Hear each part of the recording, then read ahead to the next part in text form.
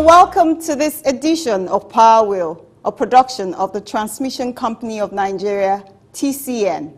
Stay with us as we bring you news reports in the power sector. I am Chinwenwa Anyanwu.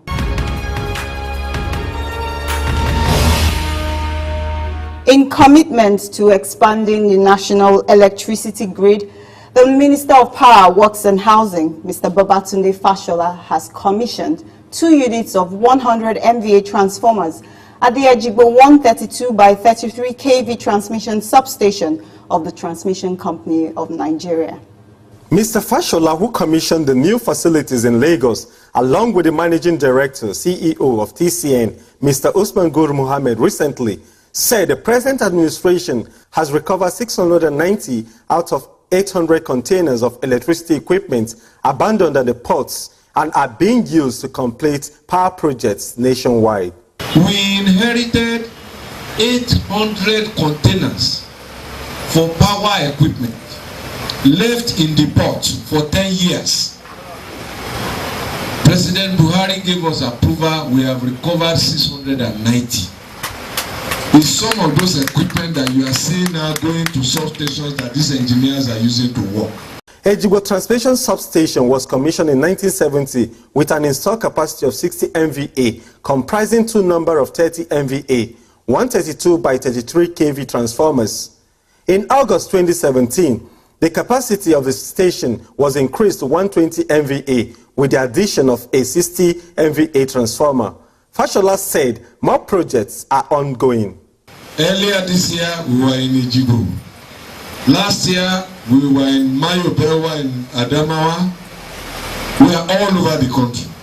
He and his engineers. He's told you the plan for Lagos to give more power. Ijora, let me tell you another one. You know Ilashe on the island, Ilado. You know they are not connected. He and his engineers are working. Very soon we will switch on the island. They will be connected to the grid.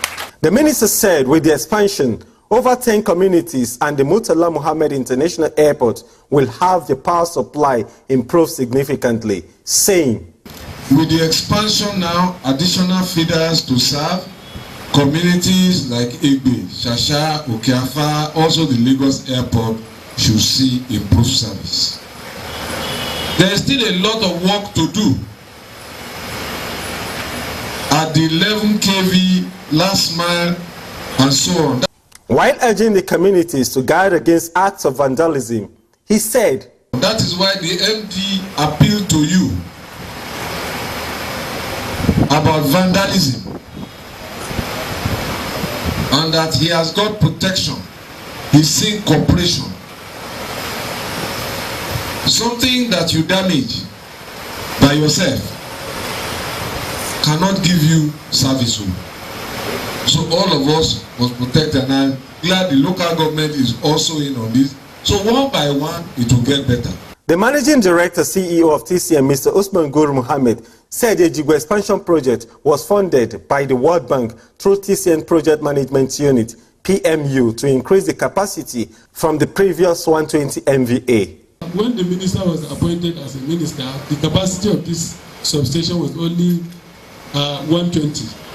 Now this substation is 300 megawatt. 300 megawatt. And this is what we did also in Alimosho. We have also completed Odoguyo. We have done one by 60 MVA in Papelanto and several other places.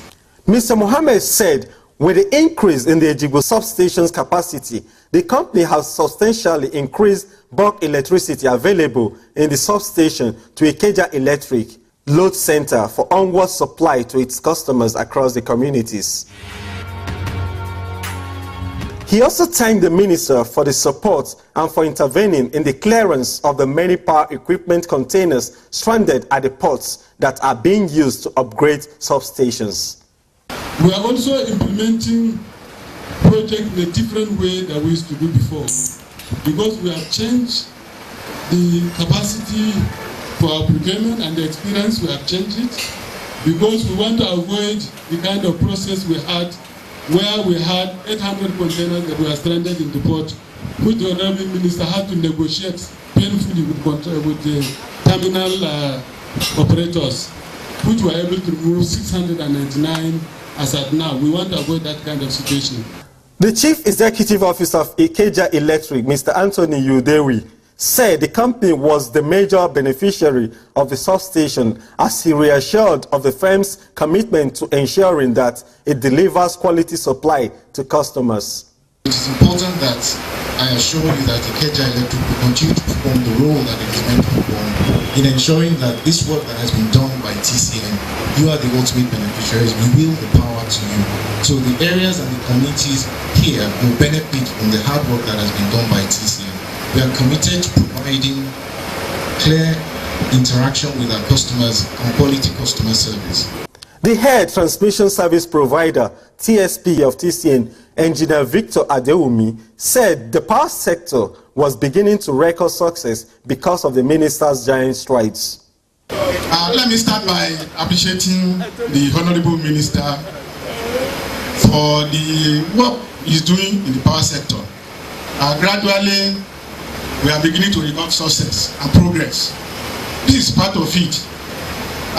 Before, we used to have very unstable grid, but now our grid is becoming more stable, and all the policy of the federal government is being realized. Thank you very much, sir, for the enabling environment in TCN, and I want to particularly appreciate you for coming personally to commission your project.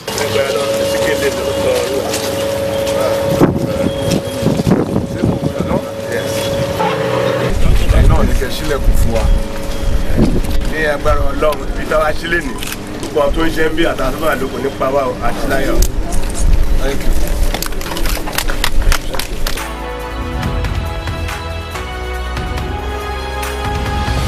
The Transmission Company of Nigeria has sustained its collaboration with the Department for International Development, DFID, to improve the capacity of engineers and staff of the company to implement its transmission rehabilitation and expansion program, TREP.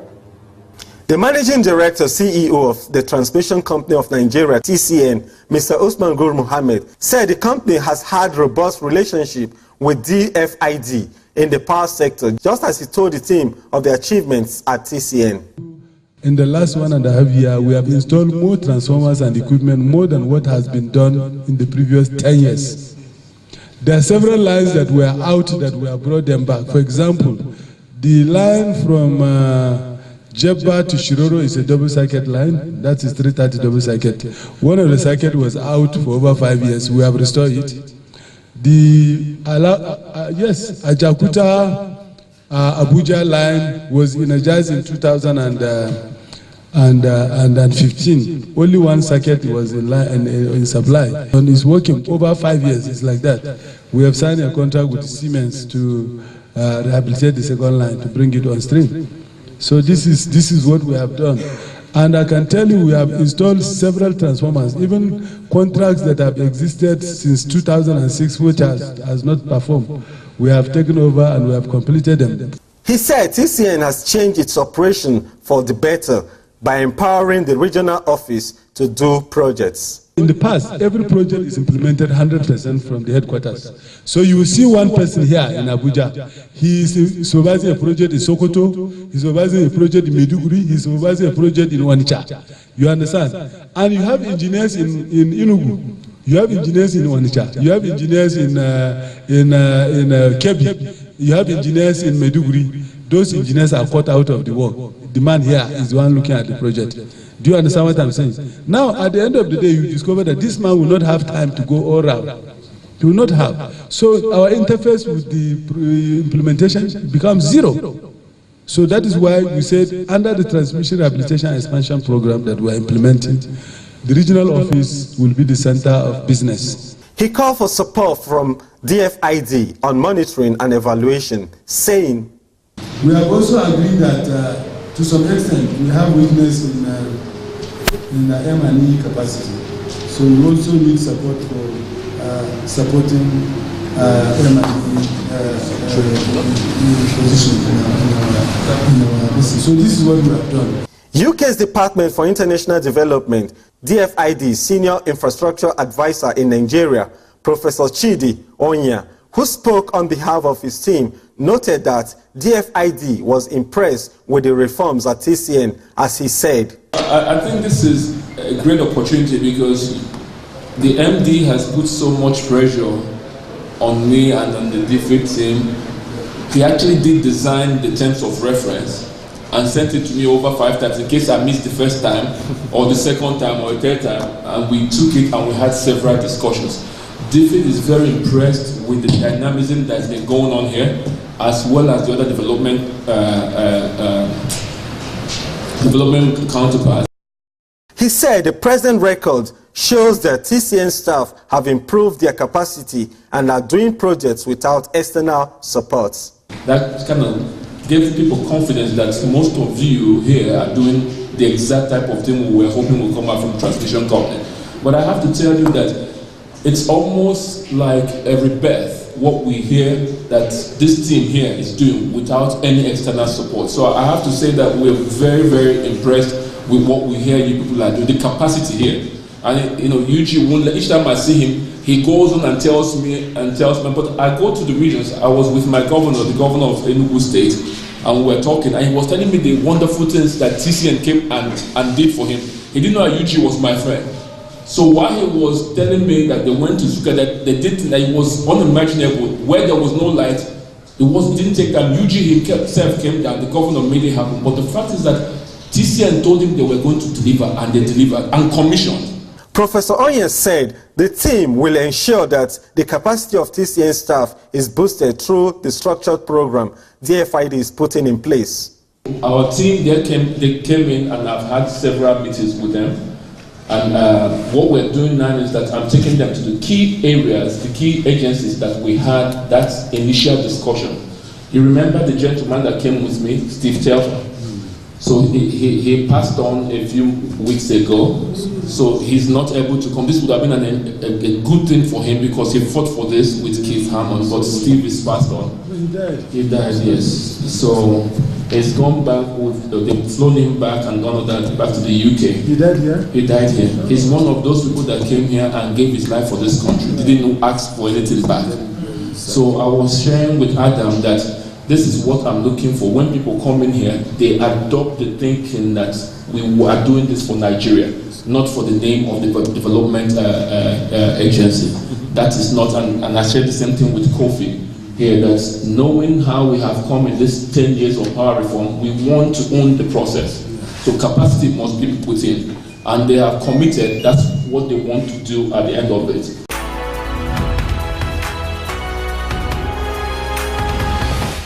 Let's take a break for a message. Please stay tuned. Verify that land before you buy it. To drastically reduce the incidence of building under the transmission right-of-way or encroaching on designated TCN land, members of the public are hereby requested to verify land near or along transmission line route before purchasing it. Verification should be made in the Land Development Authority or at the TCN office. This would help in drastically reducing the incidence of building under transmission line right-of-way and save us all the problem of pulling down the structure or truncating transmission line expansion projects in your community due to court injunction. Help us serve you better. Verify that land before you buy it. You're still watching Power Wheel. The Federal Ministry of Power, Works and Housing has organized a capacity building session for engineers at the ongoing Kashimbila Hydropower Station in Taraba State.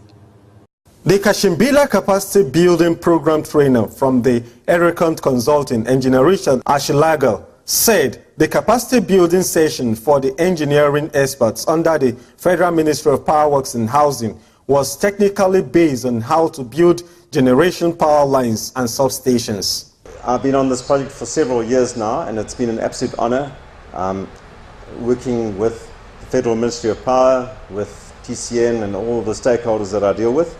So I'm quite excited to be here today, and I'm really hoping that the next couple of days that you will absorb a lot of information and and you'll benefit significantly from it. So thank you for this privilege. Acting Director, Renewable Energy and Rural Power Access, Engineer Farouk Yusuf, who spoke on the essence of the training, said the federal government took over the Kashimbila Power Station with interagency collaboration.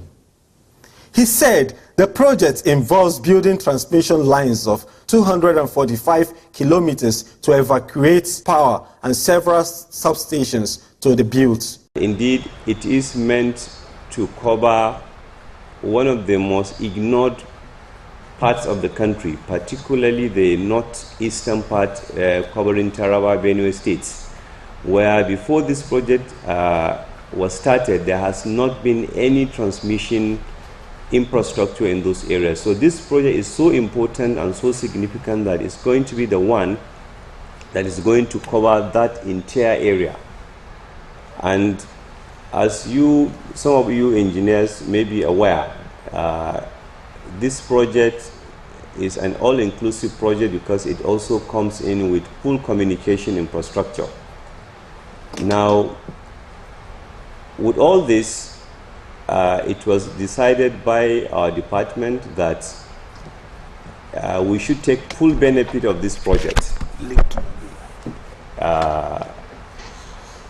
What I mean by full benefit is, apart from the infrastructure itself, this is one of those very rare and unique projects that engineers, both from TCN, the ministry, and other power sector players, could gain a lot of miles in terms of capacity, especially that we had the benefit of having simply the best civil engineering company and the best electrical engineering company involved in this project. The participants were exposed to various technical aspects of building transmission lines and substations by power engineers through a series of presentations delivered by the training consultants. At the day 2 of the training program, Mr. Richard educated the trainees on safe installation of conductors on the transmission lines across the planned 132 by 33 kV lines to be built around Kashimbila to deliver about 40 megawatts generated electricity. You need to deliver infrastructure while making it safe to the public and doing it as effectively and cost effectively as possible for your clients. You can make it safe, but then also you can make it so unaffordable that no one can ever build this thing. So you've got to find this balance about keeping it safe, but keeping it optimal as well.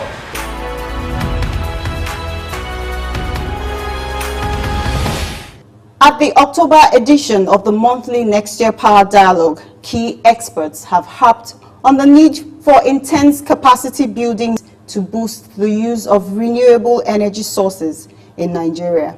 The moderator and founder, Community Energy Social Enterprise Limited, CISEL, Mr. Patrick Tolani, said the program has the focus on creating robust dialogue on issues affecting the sector. We are talking about capacity building and also building from ground up.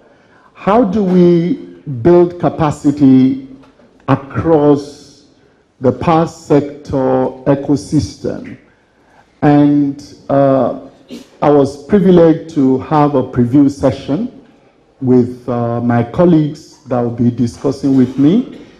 And we were trying to understand what does capacity building means. And the very simple answer is there is a shortage in skill to get something done or to achieve a particular result, and you want to unplug that gap. The company secretary, National Power Training Institute of Nigeria, NAPTIN, Barrister Kunle Oyenusi, who spoke on plans to bridge the skills gap in the power sector, said capacity building was about having access to knowledge and using it to solve a particular task. Trainings are done in 2 modes. We have a structured trainings, structured in the sense that they are planned right from the beginning of the year. They are on our calendars, and then people subscribe, trainees subscribe, and then we run those courses. On the other side, we also have trainings that are tailored to customers' need. We look at the sector, we look at the skills that we require, and we say, these are the things that we hope to run. Customers oftentimes also tell us what they want us to run for them. And then we prepare using our in-house skills and adjunct faculty. But if you ask me, I started on the note of each skills gap occurring between the sector, between the field, the industry, and what the schools are turning out. What you probably want to know is how have we intervened in this, especially as it relates to renewable energy. Now, there are various interventions at various levels. One is federal government intervention. Another is donors and partners. At the federal government level, we have both interventions in conventional energy and renewable energy. For the conventional energy, we have a program that is called the NAPTIN Graduate Skills Development Program, which is basically a program that takes in electrical engineers from the universities and prepare them to have skills that they will require to function in the power sector. Now, that's one. We have the NTSAP, which is the Technical Skills Acquisition Program, which is a level that would also allow technicians to also get skills that they will be able to use in the sector. Now, these are the interventions that we've been doing in conventional energy. Mr. Oyenusi, while speaking on skills development for renewable energy, said, for renewable energy, we have the solar PV installation program and the solar PV installation supervision program, which is being, which intervention we're receiving assistance from our partners. One is the GIZ, they're seated here today. IFC is also assisting us with that. So these are the interventions that we are currently doing. There's also the mini-grid design that we're also doing. All these ones are aimed towards, they're targeted towards reducing the shortage of skills that is available in the sector. For Mr. Yusuf Suleiman, the CEO of Blue Camel Energy Limited, he urged other private sector drivers to key into the renewable energy industry. Yusuf, who is training others, also made case for training more female engineers.